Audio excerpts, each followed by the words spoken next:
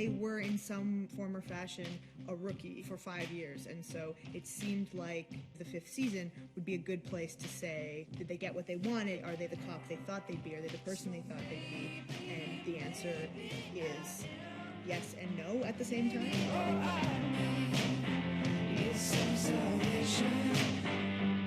Life is not a fairy tale is the reality we're dropped into right at the beginning of this season. We pick up right where the last season left off.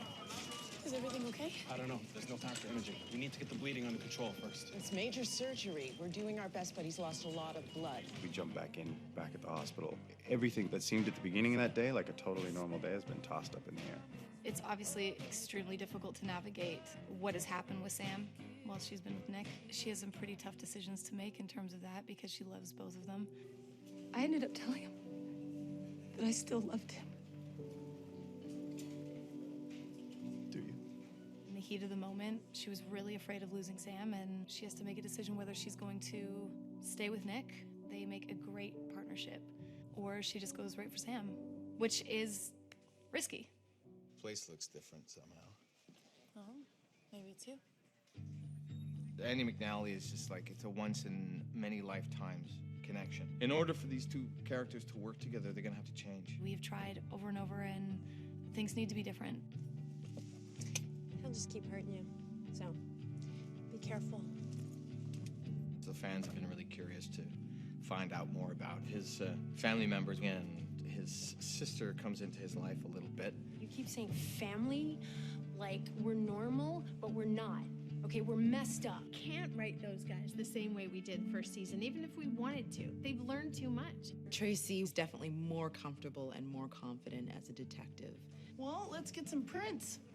We find our golfer, we find our killer. One of the main obstacles that Tracy's facing is custody of her son. Her ex comes back and he starts to question whether she's the best parent. Leo would be better off with me. That's a huge threat. Tracy and Steve Peck, their relationship develops in season 5. Tracy's definitely being cautious. Tracy's priorities are Leo. Steve's priorities are Tracy. So it doesn't really meet sometimes. So tell us about your job, Gail. I'm a cop. She's going through a bit of a renaissance right now. I think a lot of people wanted me to sort of define like what her sexuality was, and I don't think you needed to. She just fell in love with somebody and she just happened to be a woman. If you really think about where I've come from, like season 1, it's like I've changed the most out of anybody, and I love playing that. Chris is still really dealing with the ramifications of season 4. That propels him into a really dark place. Chris, are you all right? What the hell was that? There's a lot of drama with Chris, which Dove finds out about, and he has to dish out some tough love. It's like a surrogate brother. They're friends, but they also give it to each other straight. All I've got is this job. And lately I've been screwing that up too. There were some things revealed about Chloe that she, has a husband. Surprise! In the beginning of season 5 is kind of dealing with both the sort of shock of the fact that she's married, but also putting that aside, trying to be there for her to make sure she gets better. Your smell woke me up. Things have hurt Dove more than he would like to say. It's really difficult to get back that rookie naivety without a new injection and sort of putting them in brand new roles. We've got Oliver in this new position of power, which is something he never wanted. I'm not a white shirt. I'm a street cop. I'm one of the boys. That's something that I love about myself. Everybody likes that about you. That's why you're my guy. We started off season 1 saying no amount of training prepares you for life on the street. Well, what happens if someone comes in and what if they think they know what they're doing? Let's drop my go bag. A lot of go in your bag. You hitting on me? You're the new rookie. Duncan Moore, a.k.a. Selfie, he's a character. He loves his job. He loves being a police officer. He has a little bit of a problem, either being too excited or going overboard. There's a few issues that him and Andy kind of clash with. Put your sword on the ground right now. Holster your weapon, now. No, not until he drops it. Put the gun away, now.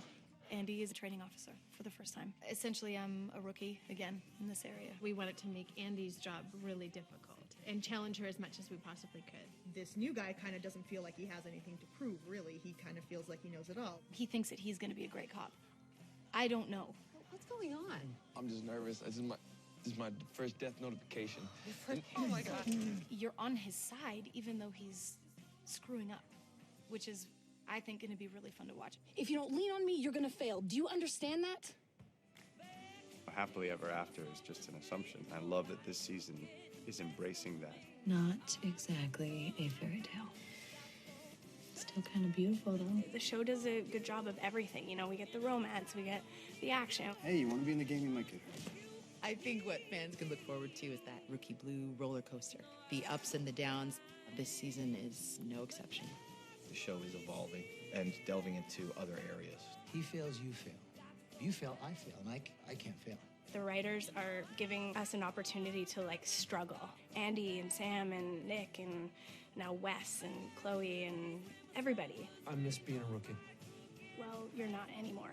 When we get to the end, it may not look like what you were envisioning or what you were picturing. Doesn't mean you can't have a happy ending. It's not as perfect and it's not wrapped up in a bow, and life is not a fairy tale. You know